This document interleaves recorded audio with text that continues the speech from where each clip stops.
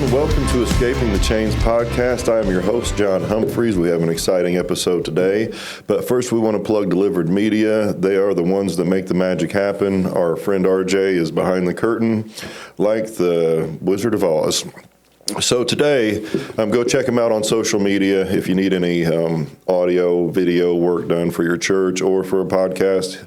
They are your people. Today we have Justin with us, and we're going to dig into his story. There's a lot to it and a lot of things. So just a disclaimer, like there's violent things in there and who knows what else. But we're just going to go ahead and dig straight in. So Justin, as we're going to navigate through your story, I know that you've done some prison time. You want to dig into like what landed you. Because you were fairly young, right, when that process started. Yes. You want to talk about that a little bit, like how old you were, what was your life like? Well, at the age of 12 in 7th grade, I believe it was, I got locked up for the first time, and I was living in Peru. Actually, it was over here. I got sent over here to GCJDC when it was open, and that's the first time I got locked up, and I spent... I was in and out from the age of 12, and 6 months after my 18th birthday, I had went to prison. And I was always in and out for thefts, robberies, grand theft autos, like you name it. I was doing some bad things, running with some bad kids and people. At the age of, like I said, 6 months after my 18th birthday, I was living in Kokomo, Indiana. And a girl I was dating at the time, a girlfriend of hers, had devised this plan to do a robbery. And it was supposed to be, a guy who had some drugs and stuff. Well, she brought over this kid I had just met. When she brought him over, he was only 16. Well, we went to do this robbery with an unloaded shotgun and a ball bat, backwards hoodies, the whole 9 yards. We knocked on the door. This old man, not a drug dealer, answered the door with a very big gun, scared us. We dropped our weapons, took off running. He still shot us. He first shot the buddy of mine in the back, and it, blew out his lungs, and he eventually passed away. So he didn't survive? No, he didn't. He didn't survive. It was very, hurtful for that thing to happen. And I got shot in the back of the leg.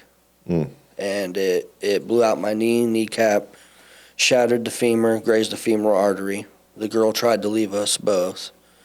And I remember, yelling some things and some threats. And, she did come back, pick me up, and I had told her, go back and get him. Yeah. And she's like, no, he's gone. I'm gonna leave him, And thankfully there was a woman across the street. The guy never called the police. It was a neighbor that did. So the guy that shot you guys didn't call the police at all? No, he didn't. And there had been a woman who was a nurse that came across from the street and found him in the road, and I remember this being in the headlines of the news because it was all over. In Kokomo? Yeah, and it was like all over news, around all the counties in Indiana. And it was in 2006, September 5th, 2006. And she said that she had went out there, found him, and was praying with him and asked him, if he knew Jesus as his Lord and Savior, and he wanted to accept him as so. And as soon as she said a prayer with them, she said amen and said that he had passed right after saying amen. Mm-hmm. So a woman that had nothing to do with this saw him in the street, ran across and yes, the street and prayed with him. Yes. And they had to lifeline me and give me blood, all that. And that was a very impactful thing on my life for many years to come, actually. Yeah. So you went to this house to rob what you thought was like a drug dealer or something, and it just happened to be somebody that was waiting there for you. Yes. Or not waiting there for you, but was prepared for company. And so then she took you to the hospital, I'm guessing? Yeah, she did take me to the hospital. And then they lifelined you, and so what was that process like? And did you go to jail because of that? Not initially, because I was in such bad shape. Yeah. But I remember being in I remember them like mopping blood up behind me and stuff. I was bleeding so much and losing so much. I remember getting into the helicopter. After that, I just remember waking up in the hospital in Indy like a day or two later, and detectives around me. Basically they was waiting for me to come to speak to me. And they weren't the nicest, of course, but Yeah. and I remember them telling me that he had passed. And So you didn't know that? You didn't know exactly what had happened, huh? no, I didn't know exactly what had happened until later on. Mm. And it really put a toll on me for sure. Yeah. What so did they charge you while you were still in the hospital, or did they just? They was talking about charging me, but what they had did was they couldn't put me in jail because I was like a threat to the jail, because if I was to get hurt, it could be like a lawsuit or something. Because of your injuries? Yes, because of my injuries. So they put me on a pretrial monitoring, and I was facing felony murder. They was going to try to hit me with felony murder because in Indiana, if we're doing a crime together and somebody in that crime passes during the commission of it, they can charge you with their death. Mm. So, I had them here, just turned 18 6 months ago. And even though I had been in the system all these years as a juvenile, we're talking about the big house and facing 25 to 50 years. Yeah. So it was really a lot to take in at the time. How long did it take you to heal from everything? It was about, I think, 6 to 8 months after that is when, I really started going to court. And because I was still, while on the bracelet for pretrial monitoring, I wasn't like listening. I was still doing drugs and, wasn't listening. So Miami County had me on it for Howard County. They're like, we're not going to deal with him no more. We're just going to take him off of it. So they come cut the bracelet off, and then I was just free until, sentencing and stuff was going on, or going through the court dates and stuff. Yeah. So how did the court dates go? I ended up, at the time, I didn't really know about the adult system, Mm-hmm. and which is obviously a lot more different than juvenile, but they had come at me with a plea for aggravated robbery, or attempted robbery with aggravated circumstances, being that someone had passed, and plus they're not supposed to use your juvenile record against me, but I really think they took it into consideration, the things that I had done in juvie. Well, I ended up getting open B felony, which is anywhere between 6 to 20 years or something like that. They gave me 13. The prosecutor wanted to give me 15. The judge just said 13 with no conditions, just parole, when I was released. And my attorney at the time ended up telling me, you're only going to do like 6 years, less than that if you get your education and stuff, and you'll be out. He told me before the sentence. Yeah. And they say 13. I look at him like, I thought you said, write me when you get to DOC. He says, and he was gone. Yeah. Well, that'll happen sometimes, won't it? Yes. So this is crazy. So you're 18 years old. You went to do a robbery. The guy shot you and your friend. And now you're about to head to prison. What's that process like? Because it is different than like juvie and the D home and stuff like that. So kind of walk us through, like, because I know you probably went back to county, right, for a little bit? Yes, once they finally got the sentence done, they did lock me up then, and I was in county at first, kind of segregated by myself, not in like a protective custody unit or nothing like that, just like even though I had this high felony, because in Howard County, if you got the high felonies and the circumstances they'll put you with people with like murders and stuff like that. But with my injuries, they still didn't want me around the higher levels. They put me in, a lower level unit. So then they bus you off to where? RDC. And I went to Westville for my first time at RDC. And that's a tough place, huh? Oh, yeah. At the time, it was, the most, even though it was a lower level, the most violent prison in the state of Indiana. Yeah, I've heard. I don't know how many people, RJ, I don't know how many people we've had on this show that have been there, but I think at least 3. Nobody has anything great to say about it, that's for sure. So what's it like? So you're still basically a kid. You're 18. You're pulling up on the bus, right, or the van or whatever. What's it like pulling up to this freaking building, this prison? Because it's intimidating just looking. What was that like for you? Like you're pulling up, and your life's about to change, right? What was that like? I remember just heart just. And I've got all these thoughts running through my head because, I had an uncle that had been there when I was younger and stuff, and used to always tell me growing up, they only feed you bread and water. You're going to do this and that, talking just how bad it was. And they had the tunnels open at the time when he was there, but not when I was. But I just remember being so nervous, yet at the same time thinking, and I was a little kid at the time, and probably 110 pounds soaking wet at the time, and I'm in a wheelchair too. I still was in a wheelchair. So I'm like, man, I don't know how I'm going to defend myself, but I've got to let people know, because when you're in that environment, if you don't stick up for yourself, it's bad the whole time. People take advantage of that. So I just remember being real nervous, kind of scared, like not knowing what to expect. But at the same time, I'm in the mind frame of, I've grown up fighting. I've grown up doing all these bad things, and I've got 13 years, so I have. It's going to be home for a while, huh? Yeah, and in my mind, I have nothing to lose. So I had that mentality for sure.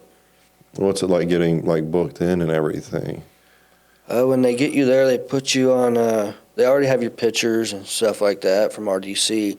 They basically just take you to the A&O dorm, which is like admissions or whatever. You sit on a dorm for a couple weeks until you meet with, counselors and these other people to decide where they're going to place you. But see, being that I was in a wheelchair, I skipped that whole process. They went ahead and put me on a B dorm at the time, which was a medical/work dorm, where I would have a wheelchair pusher and all this other stuff. Yeah. I remember getting in there, and my uncle was on the dorm, and actually another guy that was technically like an uncle to me that I knew growing up, but one of them, an uncle through marriage, was on the dorm. Yeah. So how long were you going to be there? How much time did you have there before you were going to get released into population? Regular population? Well, B dorm is population. Okay. It's just a medical dorm, and it's on the school side of Westville. How much time? So how long were you there for on B? I did, I think, a few years on just that dorm specifically, and obviously I had healed and got to walking, working out, and within a year, I became a gang member at the time, and then stuff was just always bad from that point out, and went to other sides for disciplinary. Yeah.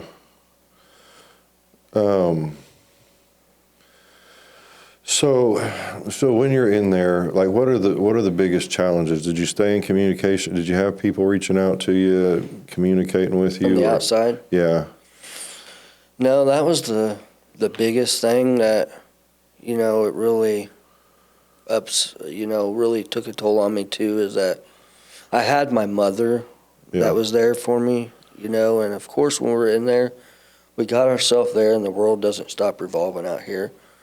So, but I had my mom as a real good support as much as she could, but I didn't rely on her for things. But I could call her, talk to her anytime. But other than that, no, I didn't have anybody else. Were you using? Oh yeah, I was using in there. What was your drug of choice, and how were you funding that? Well, when you're in the gang, of course you have, they all have their own system of hustling and way to get things done and do things, and a lot of it's trafficking. Mm-hmm. You have a lot of CEOs that'll bring it in for you, and you just make connections with certain people, and some people just want to make more money than they would working. So I was always told, as long as there's CEOs, there's going to be stuff in there. Yeah. That's the biggest way. Or I even at the time had a girl, like a couple years later, I was an ex that I had been with for a while growing up, I had reconnected with, and even I was trafficking at the time with her through visitation and getting stuff, which thankfully I didn't get caught. But Yeah. there's anything you can get out here is in there, and sometimes a lot more. It's amazing to see that it's just a world within a world. Yeah. The only thing you don't have is your loved ones right next to you. That's the biggest thing. Did you do your whole 13 years there then? Not there altogether, but with the 13 years, that's the thing, is I could have gotten out in less than half of that by doing, school and, getting these time cuts, which I did. But every time I would knock my time down, I would get in trouble, and, it'd be back to where it was initially at. And I did 6 years straight, but I was at Westville. I got shipped to Miami Correctional Facility because all the stuff I was doing there boosted my level, so they sent me to maximum security. And I ended up getting out of there in 2012 after doing almost 6 years straight. And then after that, I did the whole 13 years, in and out, in and out. Mm. I wasted all that. So you get out and then get sent right back, huh? Yep, and every time it was for drug screens on parole. I'd fail them every time. Man. Okay, so what happens once you finish up the 13 years? So what are you, let's see here, 30 years old, 31 years old? I'm 36 now. But at the time, though, when Oh, you yes. about 31? Yes. So what happens then? You get released and... Well, the last time, it was almost about 6 years ago now that I finally got it together, I thought.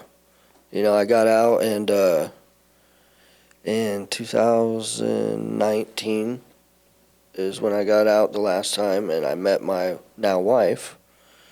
I met her about a month after being released and married her like 2 months later, and which she's really the greatest thing woman-wise that's ever happened to me. And I told myself when I got out this last time, like I made some, because I got out of IYC on my last release, and I told myself, I was going to do things differently. I made some different choices in there that I normally wouldn't have made, just so I could stop doing drugs and really focus on building my relationship with my son that I had. Mm-hmm. And said I wasn't going to focus on a woman, because that seemed to be what I'd always go for when I got out. Yeah.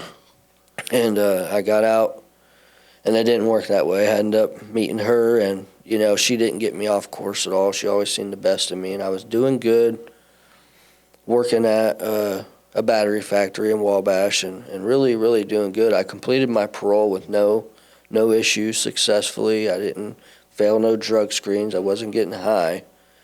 But it was shortly after that everything changed when I got off parole. What happened?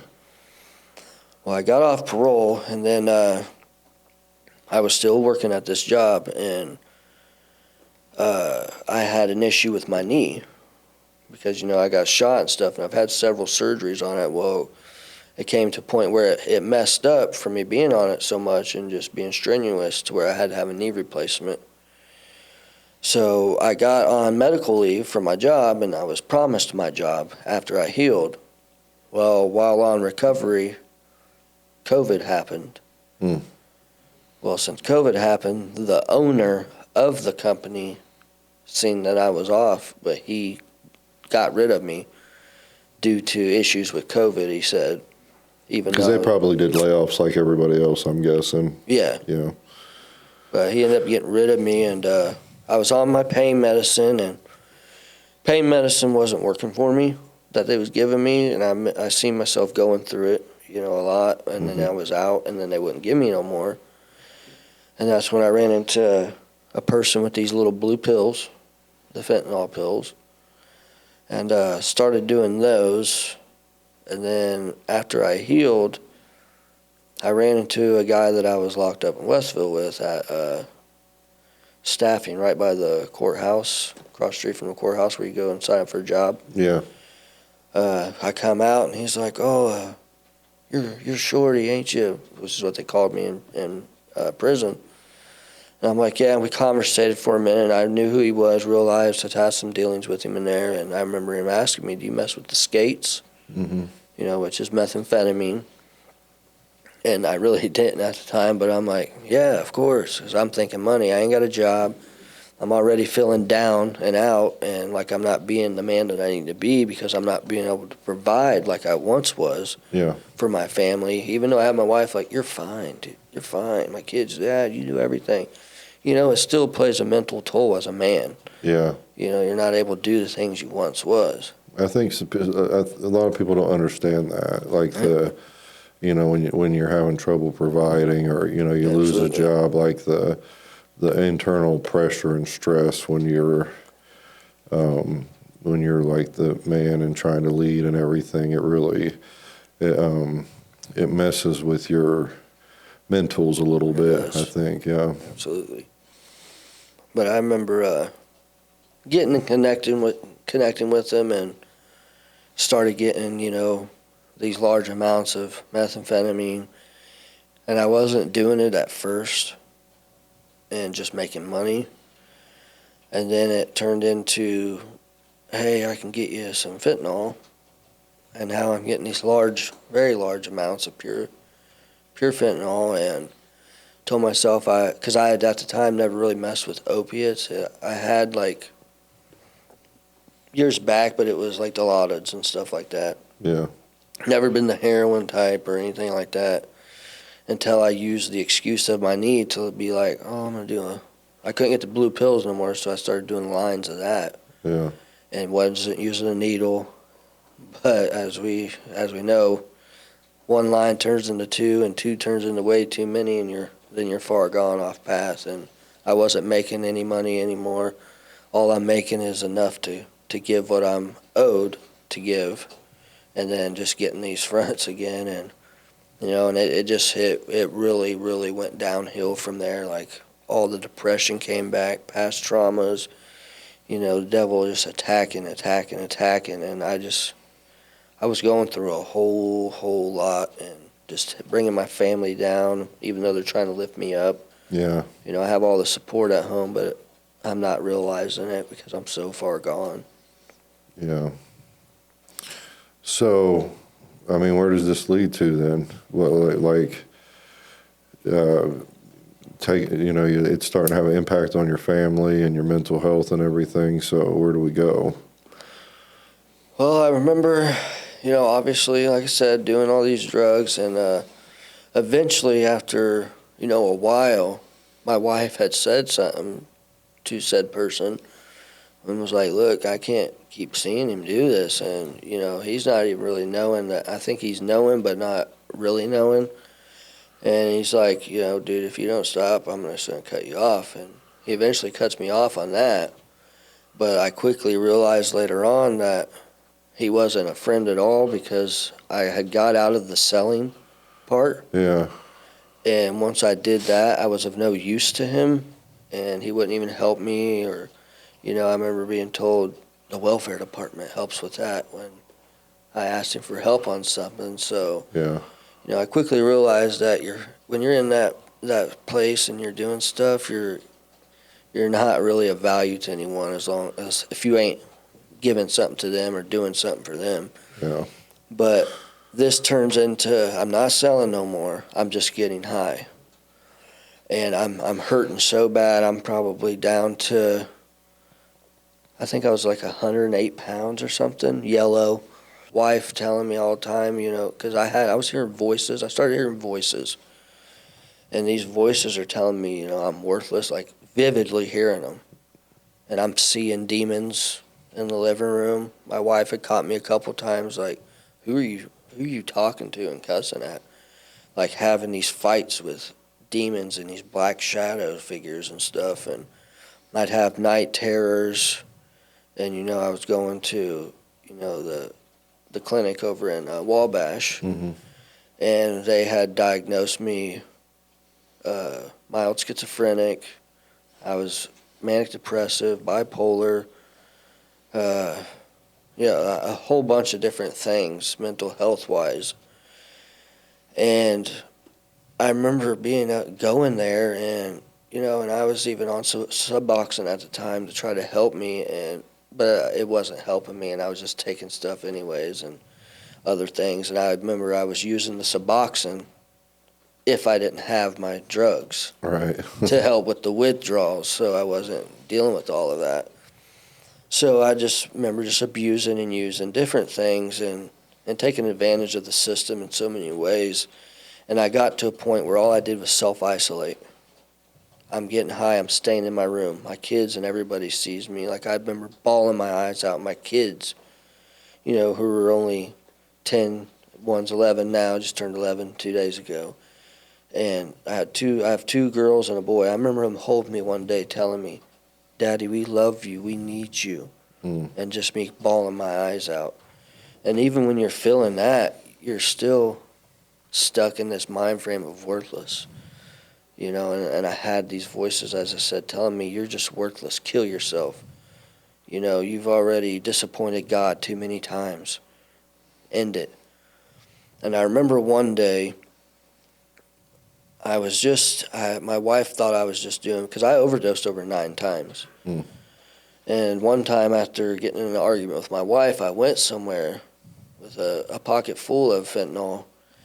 And I went over to a house, and I remember making up a shot to do meant for 4 people.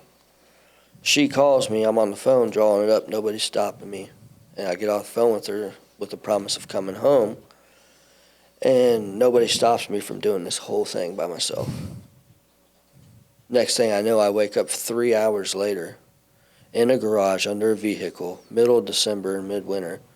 They thought I was dead. They're all in the house with the heat on. I'm out in this cold garage at 10 below. And 3 hours later, 150-something missed calls from my wife. I bet. Because you were supposed to be home, huh? She Yes. was probably losing her mind. Yes, she was. But she had known where I was and knew one of the people there for sure.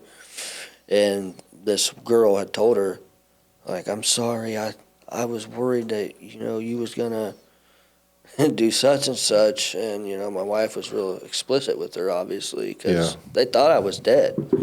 They put a syringe and took most of my drugs and put a little bit in there. They was trying to figure out where to put me. Some people had told me later that they had talked about that.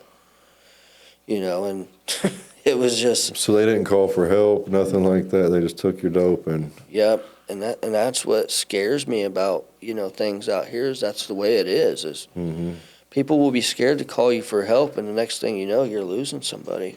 Yeah, we had a conversation with some people one time, and what's interesting is you sign on for that. If I'm with you guys and I'm using, we all kind of understand if one of us falls, we're cleaning out your pockets, your wallet, and we may not call for help. It's almost an agreement within this world of, and it's hard for people to understand outside of it, but life goes on. You got to keep getting high. Nobody wants to get pulled from that, even doing a weekend, because you'll start to get dope sick and everything like that. But it's just that's the nature of the beast. Like, you sign on for that. And when I say that, I'm not saying it's okay, but it's kind of like an unspoken thing of, like, even if you're not out too long, you're probably going to get robbed, by your friends that may not even leave. You know what I'm saying? They're just going to get high right next to you. So so you snapped out of this. Like, what did it feel like? Because that probably was obviously an overdose, I would say. Oh, yeah. I remember just when I went up to their door and I pounded on the door, they offered me a line of methamphetamine to mellow me out. And I remember being so mad and, cursing them and everything else. I'm like, I got to get home to my wife and Yeah. kids. And I left. But I remember crying the whole way there, like not realizing how blessed I was to be alive at that moment. Yeah. But it still didn't stop. Right. You know, it still didn't stop me from, because they said they hit me with Narcan. But obviously they didn't take me in where it was Right. warm or do anything to help me. And I truly believe as I look back at that moment, that if it wasn't for God, I wouldn't be here. And that's one of the situations. Yeah. You know, all the things I've been through, it's been God, because God doesn't, you don't live as many times as I have through all the overdoses and attempts of my life without God being the one to intervene. All right. But I was too stuck in my ways to realize that, and stuck in the past traumas. And, you know, I wouldn't even look in the mirror them few years in this addiction, because I just hated who I saw.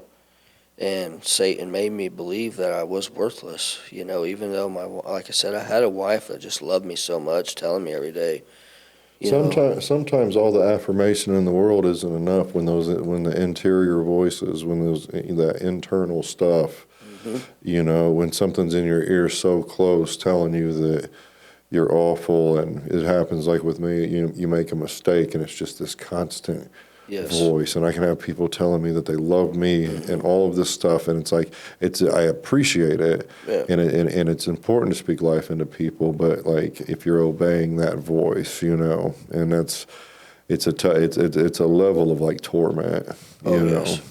And if you're not strong enough mentally at the time, it's gonna take a toll on you. You can't fight it until you truly connect somewhere Well, when else. you're using, the only way you know how to fight is to get high. Exactly. I mean, Bucket. that's the only way to buck it, or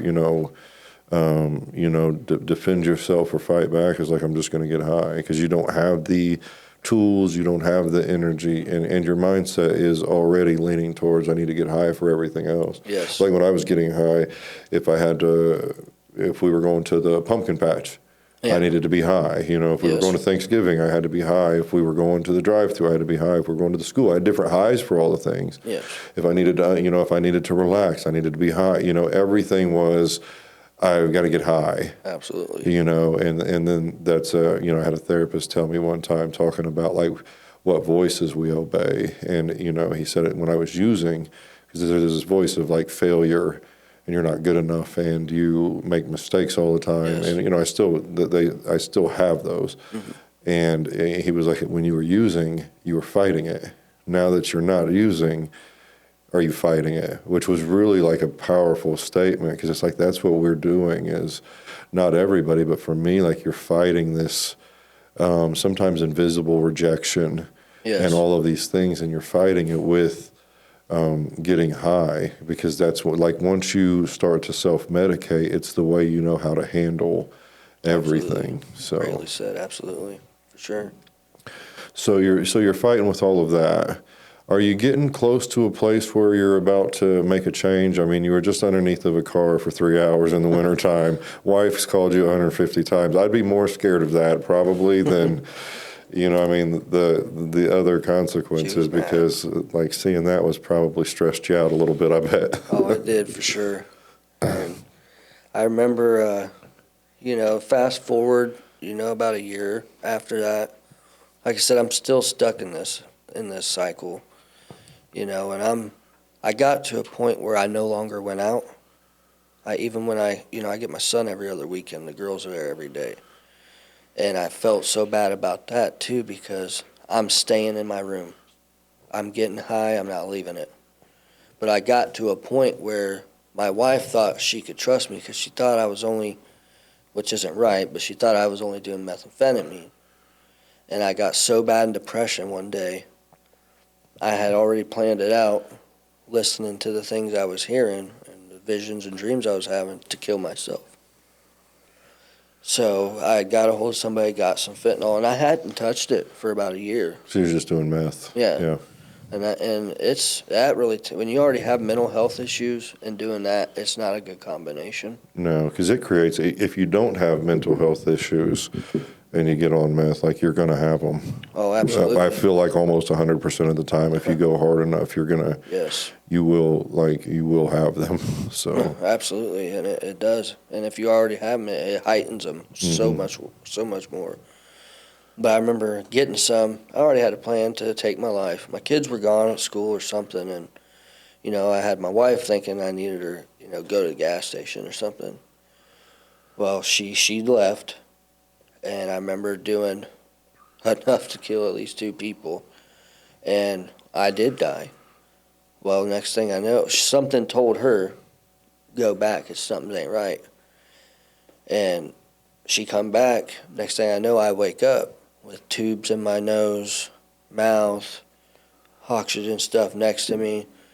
And at that first time, I remember being so selfish, because I woke up like, cussing her, the EMTs, why'd you save me, mm-hmm. blah, blah, blah, blah, and wanted them out of my house, period. And but they ended up talking me into going up to the hospital or whatever.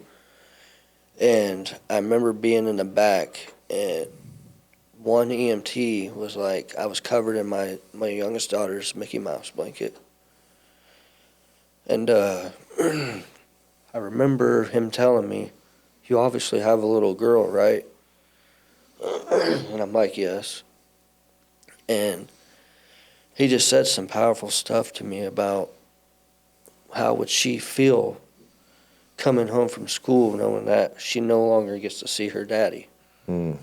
And she is a daddy's girl. And I remember that, breaking my heart. But he never placed judgment on me. And he gave me a lot of good advice. And he had told me that he had a brother that overdosed a few times and was in addiction, but ended up coming out of it and was doing some great things. Well, I ended up thanking him. I had somebody get him while I was in the hospital room, and he come in there, and I was like, man, thank you for not judging me. Because when you're in that place, sometimes, unfortunately, a lot of people of authority and stuff don't like to see people like that, or, it seems like you're being judged, or, this and that. Well, I remember thanking him. Fast forward, a couple months after this, I'm in church. My dad, who I've built, a really strong relationship with now, he told me about my church that I go to now. And I started attending it in addiction. And, they welcomed me with open arms, knowing just by the looks of me that I'm stuck in this bad place.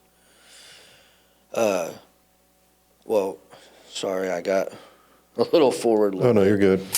My second, like a month after that, is what it was. I tried to attempt to take my life a second time. And this is really a very, very important part, is that I did the same thing. Told her I was hungry. She thought I wasn't messing with, opiates or nothing. Got her to go to Wendy's. I remember telling her Wendy's, and it was her and my mother-in-law. Well, she left, and I did it again. Tried to take my life. This time I was dead for, I think they said, almost 4.5 minutes. Mm. And my wife was begging and pleading with them, because her mother was doing CPR on me while my wife was on the phone with 911 this time. And my wife didn't go get the food. Once again, God put something on her heart or something to feel nothing's right. She comes back, and I locked the bedroom door, and it's one of them solid oak doors. Yeah. She split that baby in half. She kicked it in. She was getting in there, huh? Oh, yeah, and that's what she said. She said, I was getting in there no matter what. But she come in there. They come there. They told her, sorry, man, we've done all we can. We've administered a max amount of Narcan we can. He's not coming back. Well, during this time that, I'm gone, my grandpa, who I was really close to, had passed away from Alzheimer's right after I got out of prison. So he didn't remember me, but I went and seen him. And that really hurt me a lot, too. Yeah. But I remember seeing him and just saying, go back, it's not your time. Well, then all of a sudden, and I've talked to a few people about this, but not everybody all the time. Yeah. But I feel it's very important. People should hear it. There's a bright light appeared in this while I was gone. And I seen some bright green eyes. and just a hand reaching out, and I heard a voice say, "When are you going to realize I have the final say?" Because of all the times my life could have ended and it never did. When are you going to realize I have the final say? There's a purpose. You will figure it out. Boom. I come back. And I remember like it gives me, just chills just thinking of it and speaking about it. I'm like debating with myself, did I just see Jesus? Because I've never seen eyes like that, for one. Yeah. And, just the way it had happened and the things that was obviously said, because he does have the final say in anything.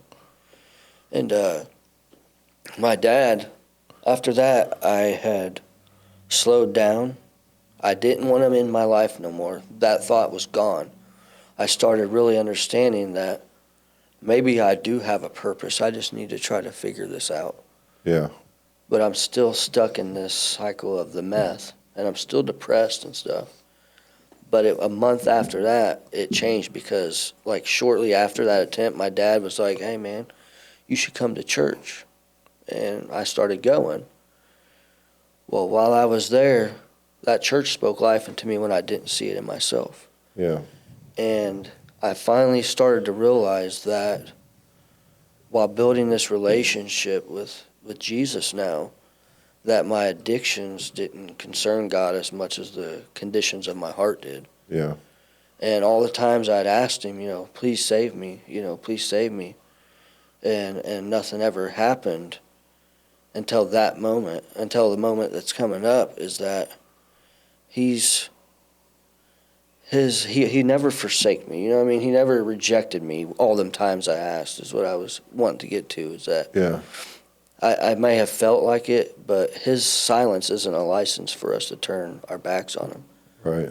It's more of an invitation to seek him more diligently, and while going to church, I remember coming back one day, and I used to have a spot in my room that I had my safe at, and I would, because, when you're in the prison system, you learn how to open some windows and make things, suck out. So I'm sitting over there where I used to smoke this meth at, and I remember getting the pipe out and loading it. Well, right before I was getting ready to light it, I just started crying. And I got down on my knees, and I said, "Lord, please, please, I can't do this no more. Give me love for something else, because all I love is this, and I don't want to do this no more. I can't." At that moment, everything changed from that day. About 2 years and almost 20 days ago, I felt this feeling. Every hair in my body stood up, started like vibrate. I felt like this vibration or current running through me. It was just weird. And then it felt like everyone I've ever loved here and has gone was just holding me and just giving me this love. And I got the urge to, take that pipe, put it in a sock, and crush it. I put all the methamphetamine I had in it, with it. I went and flushed it. I've never touched it since. And that day I never took another psych med again either. Praise God. And it's all owed to him, because, like I said, I tried everything. I haven't been to a rehab, but I tried programs. I've went to church, I've went to counselors, psychiatrists. None of it helped me. And that's when I realized that I couldn't do it on my own. No matter how hard I tried, I would think that I could get rid of this and conquer it by myself. It wasn't until I attended the church and started building not my relationship with the people, but my relationship with him. And then I realized on that day, when I felt the Holy Spirit enter me and change my whole perspective on things, is that his ways are greater than mine. I had to truly be ready to open my heart and surrender, and that's what it was. All the times I asked, I wasn't ready. Yeah. But he never rejected or forsake me. He was just waiting, and he'll meet you at the halfway point. He can't do all the work on his own. So you encountered Jesus Christ with a pipe in your hand. Yes. So if you're listening or watching, here's the thing, is a lot of times we think, well, maybe tomorrow I'll try to get right with God, but I'm in this hotel room right now and I'm currently high, I've been drinking, whatever it is, and you think, okay, I got to clean myself up. That's not how it works. It's the desperate cry. I mean, you'll hear it again and again, but it's a desperate cry and seriously being at a place of like, I am ready to abandon this life. I just need the strength. I just need the strength to do it. And it doesn't matter if you're in a garage getting high right now, if you're in a motel room, if you're listening in a car, he'll meet you where you're at. When you get to that place, and sometimes we probably don't, we could have done it sooner. Yes. You have months and months or years and years of like, I'm so tired of myself. I'm tired of living this life. I'm tired of being enslaved and in bondage and in, basically this demonic oppression of, yes. Substance use. And then like in our nature, I know a lot of people are like, well, I got to clean myself up. No, you don't have to clean yourself up to give it to Jesus Christ. You do not. And it's very important because he will meet you where you're at, when you're ready to really abandon it, when you've gotten so tired, when you call out to him. That's what he does. We wouldn't even have a podcast, RJ, if that's not what Jesus did. Yes. So this is something you'll hear a lot where, and I want whoever's listening to this, and if you're listening and you know somebody that might be struggling, get them this on whatever, platform you're listening on or that they have. You don't, and I say this on here a lot, you don't have to be stuck. You don't have to be trapped. You don't have to be enslaved. You don't have to be waiting around for the plug to show up. You don't have to be living that life. And don't fool yourself or listen to voices or whatever say you're not worth it or you're not worthy. Jesus Christ died on the cross for you, and none of us are worth it or worthy, to be completely honest with you. But he saw you as worthy. He doesn't want you in that situation. And you just have to get to that place of Jesus Christ, like I need you to come into this circumstance. I need, we call it change, but when you've really encountered him, it's a new life. You have it's a new life. You're not going to be perfect. You're going to make mistakes. You're still going to battle some voices. Like those things are going to happen. You may still be on meds, but when he comes into your life, he gives you the opportunity to have a new life. It's not change. You'll see change in people, but it's a new life. Yes. And I just wanted to stop for a second because that's so important, because I think there's so many times people are like, well, I don't deserve it. Or right now, I just, I just was messing with somebody in the hotel room. I'm hitting the pipe right now. This is not the condition I want Jesus to see me in. He sees you anyway. First off, he sees you anyway, but he doesn't care. He's not scared. He's not, if you look at the people he encountered in the Bible, he's not scared of your dirt. He's not scared of he's not offended by your dirty. He wants to help you. He wants to put his hand down here and pull you out of that and clean his child up. Amen. Because you are his child. So I just wanted to touch on that because I want to make sure that we hit that, because I think so many times we get, I don't know in my life because my faith was so funny before I got saved, but how many times if I was really genuine, it would have been like, God doesn't want anything to do with me, or, look around. Like there's nothing but guilt and shame. I've created nothing but mountains of guilt, shame. That's what it is. Theft. You know what I mean? Just nasty stuff. Absolutely. So this is pretty cool then. So you have this encounter with Christ. You start going to church with your dad. Tell us what happens now in your life. Well, I wanted to say really what you started to say. I'm sorry. No, that's fine, because the way you said it was awesome, and that's the truth is Christ died for the lost and broken version of us all, not the saved and restored. And, someone has told me, you don't take a shower clean to get clean. Right. He wants to meet you exactly where you're at. But that was how you said that was just awesome. That's somebody that definitely needs to hear that. And it brings me to like Joseph. And that's what I tell people a lot is think about Joseph. When God was done with him, his own family didn't even recognize him. So if we allow him to take control of our lives, just imagine how we'll look in the end. Yeah.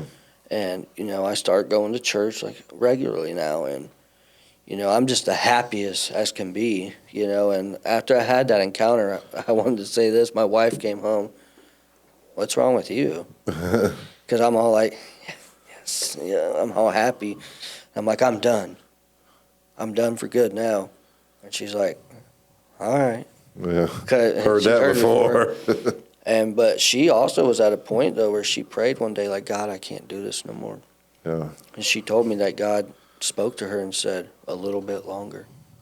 And then there I was, coming to. But I'm going to church regularly now, my whole family. But after that day, my music changed. Like, I wasn't listening to NBA Youngboy and all that stuff no more. It was all worship and pastors in my car. And, like, from that day, I stopped everything. Like, it was all, I never experienced something so supernatural. And it's a peace that surpasses all understanding, like he says. Truly it is. Yeah. And I'm going back to the point, going to church a lot more, and then me and my whole family get baptized. But while I was going to church, I wanted to wait for that moment. You know what I mean? Yeah. So I'm going to church now for about a year at the time when I get this baptism, which was now like 2 Novembers ago.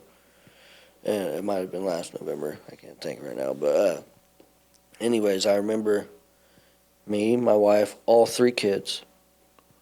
We go up here and publicly profess and claim our love for Jesus Christ through our baptism. And they allowed me to say something because I asked, can I just say something before, going under? And they're like, yeah.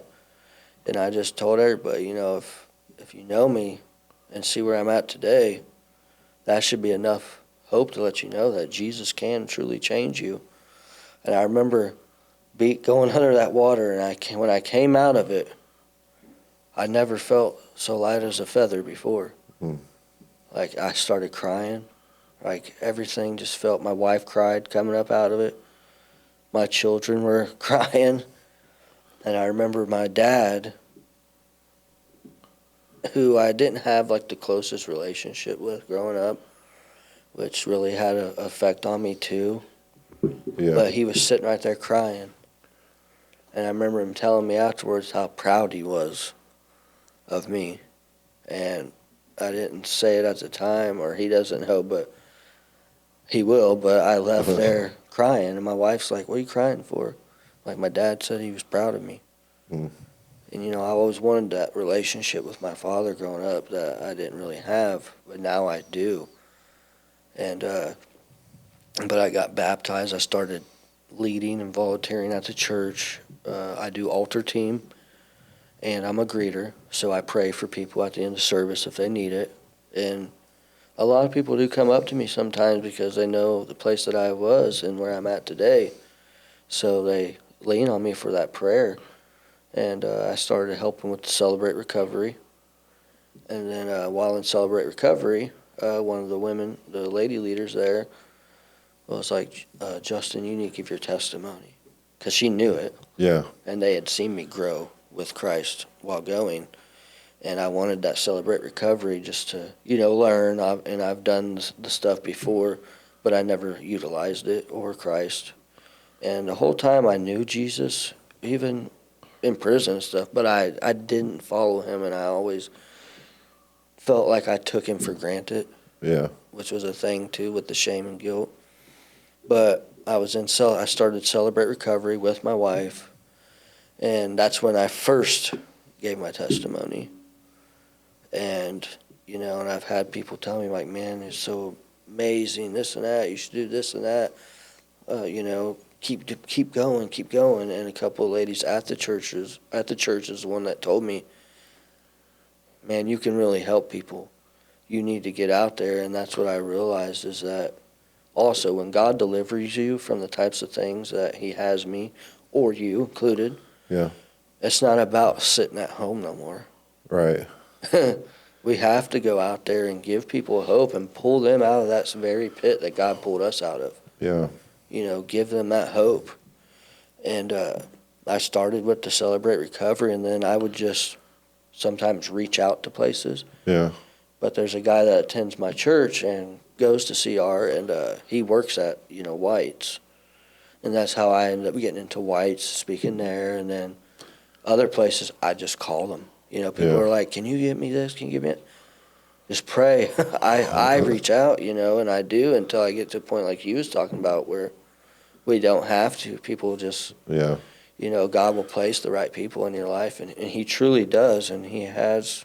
It was a few places that I did on my own, as you said, and then other people have hit me up like, hey, man, you want to, and I just really love, because people need to hear it, John. They really do, and that's where Ephesians 3:20, God can do exceedingly and abundantly more than we can think or imagine by the power he's placed within us. Yeah. And it's really, that really resonates and is one of my favorite things, because the same power that rose Christ from the grave dwells within us all, but we have to invite him in. Yeah.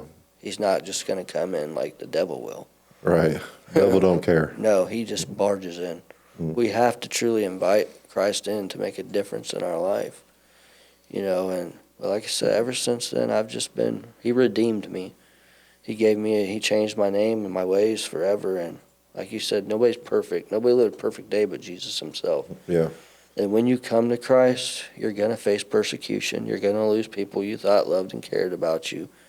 But I stopped caring about validation or fitting in and wanting to roll with this crowd or that crowd. It's all about people, places, and things when you're in recovery too. Yep. We hear it all the time. Mm-hmm. People, places, and things.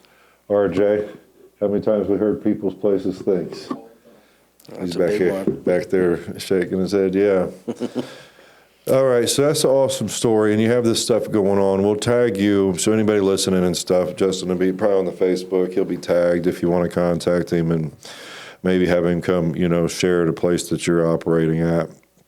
And such a powerful story. Like if you listen to it and just what God can do, the restoration, the salvation, and just like the new creation that it's available to everybody. And I think that's why it's so hard sometimes, because you want to tell everybody, and people, not everybody wants to listen. But it's like I'm like proof. I'm proof. You know what I mean? Please just hear me out. But it's so good, so good.